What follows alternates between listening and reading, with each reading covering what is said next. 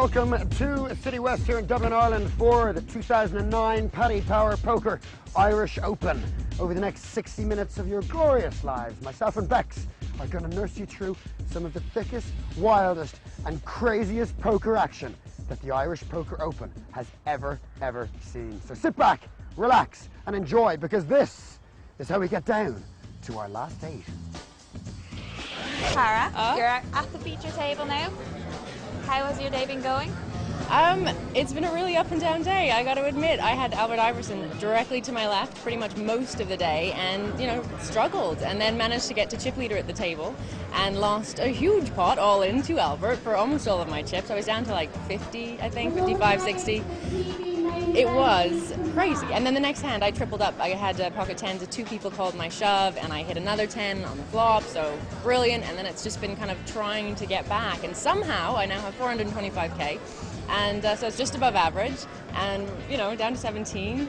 It's crazy, right? There's a lot of money at stake now, but the truth is even the big chip leaders don't have that much in terms of the blinds, so this is a whole different kind of poker, and you have to be really careful. You lose a big pot or two big pots and changes the whole tournament. I mean, I might have 425k, but the blinds are high, so anything could really happen at this point. I'm planning to make the final table. I would love to make the final table, obviously, so yeah, hopefully you'll see me there. And hopefully we will, Cara. But for now, this is our current TV feature table. In position one, we're starting off with Maurice Harman under the Irish tricolour. Right beside him, Mr. Andy Bradshaw from the UK on 300,000. Andreas Cipriano fills position number 3. Seat 4, Hans Elskinson. Right to his left in seat number 5, John Raftery. And position number 6 has been taken by Massimiliano Tamburini. Lisa Vigesi fills seat number 7, and last but by no accounts least, Yanni Vilmullen. And so they are our 8 featured players. I'm DP Fitzgerald, and I'm honoured to be joined in the commentary box today by the poster boy of Irish poker, Padraig Parkinson. Haven't been called that before.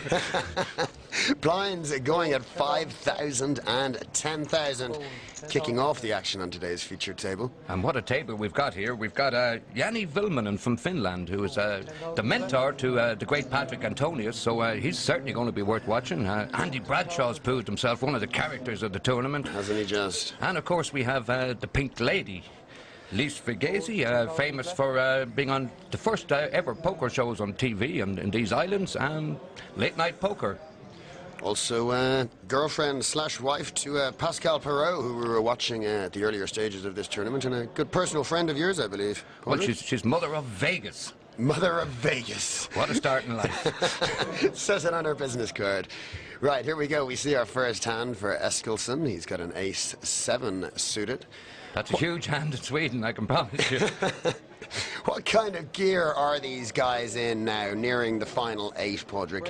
What kind of frame of mind are you in at this stage of a big tournament like the Irish Open?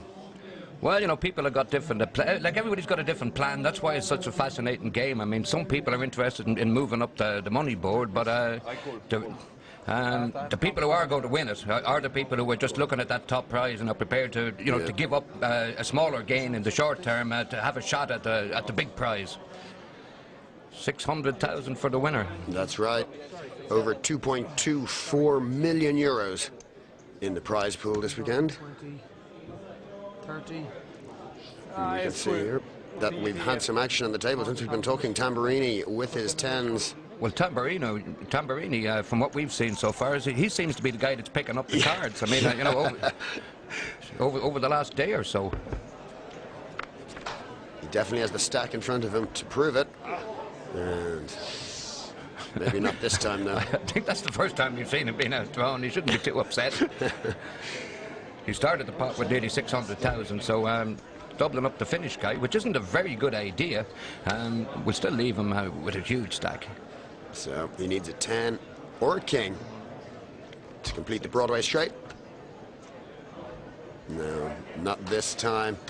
Despite the 4 diamonds on the board, no one hits the flush, and Eskilsson is going to double up through Tamburini.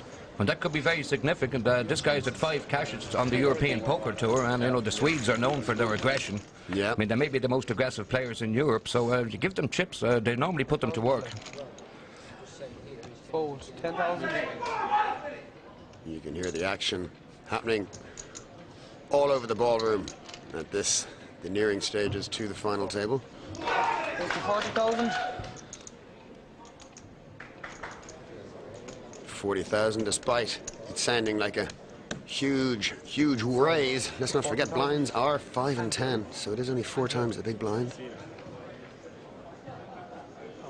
40,000. And, well, that's an all right hand to raise it up 4 times the big blind, Borg. Oh, yeah, Morris would be delighted with that. You know, he was the chip leader at the end of day one and was very, very calm. I was talking to him after the first day, I mean, for quite some time, and he was absolutely loving being chip leader. But he's been around the block. I mean, he's had a few cashes in America, which is always good for the confidence.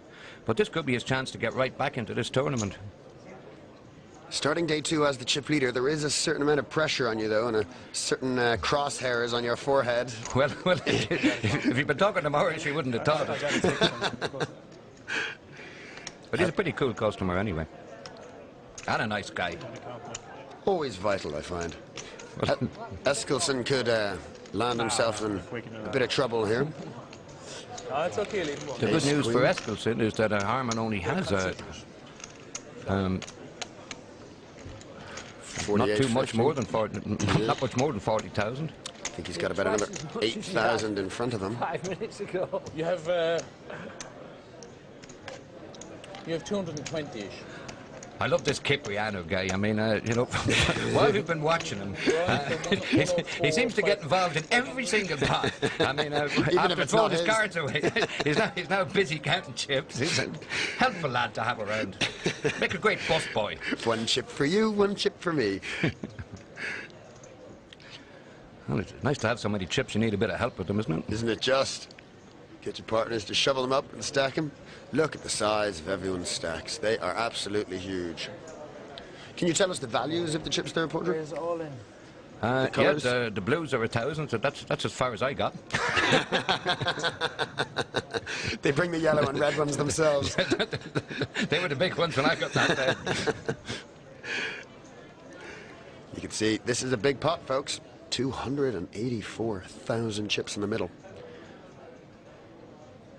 And Tamburini. Is this a hard hand to get away from, Porter? Ace 10 after 2 all-ins? No, it's pretty simple.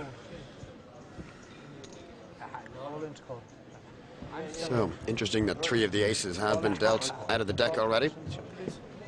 We haven't seen any queens folded, so Eskilsson does have 3 immediate outs, but also will be happy that neither of his ace and queen are dominated by suit by Harman's ace-king. He's got 2 blacks, Harman has the 2 reds. Well spotted. Still, he's a 4-1 underdog. 108. Well, 3-1 anyway. Well, 3-1, 26% to 74. Get out your calculator there. Yeah, you'd want to be doing pretty badly to be a 4-1 underdog in poker. It's been a lot worse. Pair of aces against an ace-king, would that give you a 4-1? It would. No. No? It's a lot worse than that. Pair of aces against a pair of juices. Oh, my God.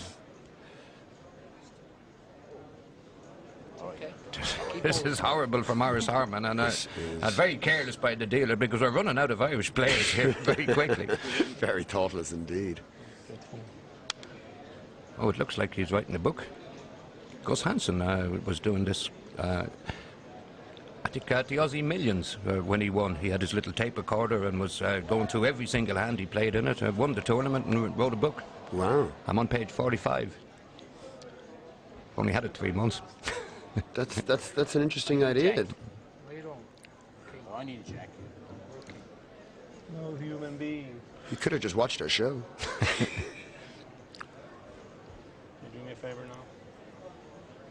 This is a very unfortunate situation for Harman. But it's no use if... Oh, walk out, that's even better. No, he can't do it. And so we see Harman's ace-king cracked by Eskilsson's queens. And Morris leaves with a handsome check for €9,600. Great game.